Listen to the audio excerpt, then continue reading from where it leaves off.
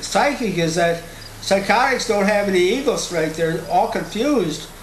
But there's a connection to it because psychotics have it's like ESP, the evil ESP that's harassing them. Whereas psychic is a lot of times it's benevolent ESP. It's helping them with their ideas and stuff. But I think there's a boundary line between mental illness and psychic phenomena, being psychic, and I think having a lot of patience with things and being clear-headed is the difference. But I mean, it's from another world.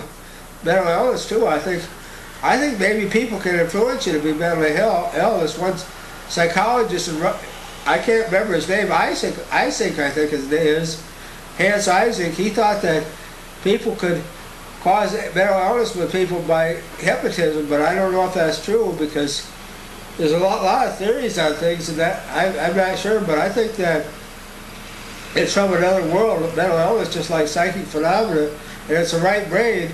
Schizophrenia would be the problem with Leo and the French and emotions, because artwork, that's a lot of psychotic people have artwork, and art relates to Leo and schizophrenia and mental illness and emotions, where Scorpio relates to antisocial behavior like a drug addiction and alcoholism, because the Russians and Americans are about the strongest in taking drugs and using alcohol of any countries, but it also relates to religion, because in Taurus in England, that relates to depression, because but work is the answer to that. Where schizophrenia, if you're mentally ill, I think the solution to that, like the French, would be connection with other people. Right, the Geminis. Oh, that's not a fixed sign. I go with the fixed signs, like I was talking about that Sex and the Stars, about the fixed signs. But Geminis would be an air sign. They'd probably be more exposed to anxiety, like Aquarius, like the Germans. Deal with anxiety, because sometimes they get aggressive because they get frightened and nervous, and the answer to that is rationalism, to deal with things rationally, because Gemini might have that trouble with nervousness too, and dealing with the mind using mental perception, dealing rationally with something, that's the answer to that.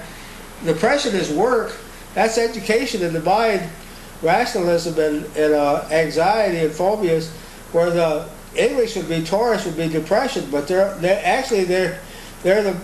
like the Germans would be the least fearful. Ordinarily, they'd be the most rational, and the English would be the more ambitious. That'd be the work like that. Who was that man? Riley. What was his first name?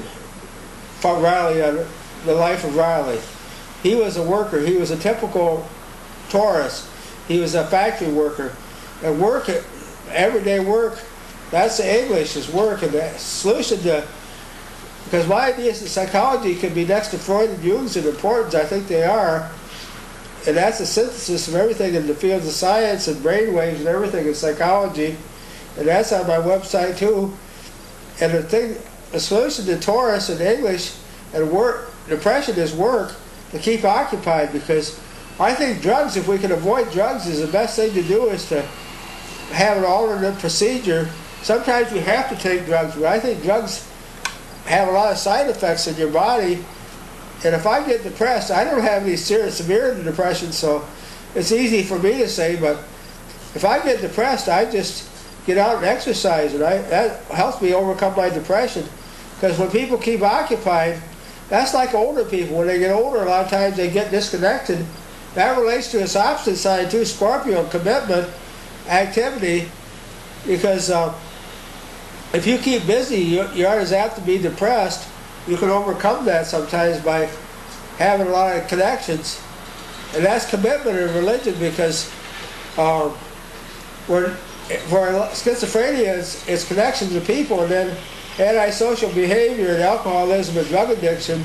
The answer to that is turning to God. For water signs, earth signs is depression, because earth can get depressed, but it's a common everyday work life too, like the life of Raleigh, that old radio program where that man worked in that aircraft factory in Los Angeles. And but I think I went to the Christian Science reading room when I was over in Boston, and they just loved my ideas on psychology. And I've heard people say that that was my greatest idea. But I like my history of ideas. That's wonderful, and a synthesis of everything. And your mental illness, you say, you think came about because of...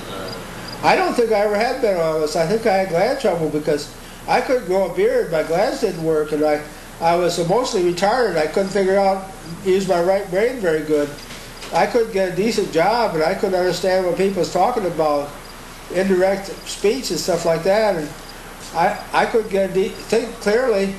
And I went to a mental health worker and psychologist, and then he got a psychiatrist to come in eventually and prescribe medication. I started taking medication.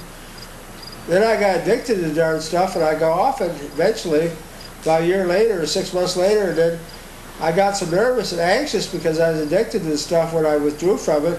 What are you addicted to? Oh, that medication for mental illness, that sedative effect. Then I had a near-death experience because I was addicted to that. That's what caused your near-death, was the medication? The stress, I think. Oh. The stress from not taking that medication anymore. And the weird thing happened when I saw a fog around my stomach. There was a fog around me. I don't know where it come from. There was this fog. When I recovered from the near-death experience, I could see a fog surrounding me. These weird things happened to me. I had a near-death. I know what you mean, because I got hit by a car and oh yeah. I blacked out, and then I had all the thoughts came. Did you? My whole everything. Your life passed before you? But then I just said, I released. I just relaxed, and then I woke up. Yeah, God comforts us. Because they say that's just in your brain. I was just happy. I was just like, they said, I'm dead. I was happy I wasn't dead. Oh, it's wonderful. I forgave the lady who hit me. I was just like, yeah. You're right, it's my fault. Yeah. I ran into the street. Yeah.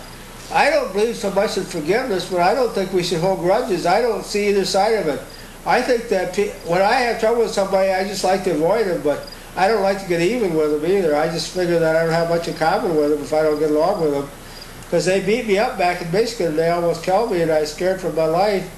And I come over here eventually, and I'm not trying to get even with anybody in Michigan. And I talk to the people back there that are my friends, but according to astrocartography, that's about the worst place I could live, was that Michigan area, because that was Capricorn and Cancer, and Scorpio and Taurus. And that Scorpio and Cancer sign, Capricorn sign, was bad luck for me. We're here in Minnesota. It's about the best place I could live. It's Sagittarius and Gemini, and it's a wonderful place. I get so many ideas. It's just that nobody listens to me. I'm so surprised that Elder, you're interviewing me, because nobody. I can say that I died 3 times, and they'll say, "Oh, well, that's nice." But people are so nice here. They're so friendly. They agree with you, everything you say, but they don't seem to pay any attention to what you say. But I get so many ideas here, because I think when I move back east, because of my weight problem, and going back east so I can lose weight, and I feel younger, that I won't get so many ideas like I do here, because it's so peaceful and quiet here, and I can read my books, and that's how I taught myself. Like those languages, I just taught myself at home. I listened to shortwave for the language, spoken language, and I got the textbooks, and I got the Soviet Union magazine in Russian, German, and French, and I'd read it first in Russian, then in a magazine, then in German, a page, and then in French, because the Russian was the hardest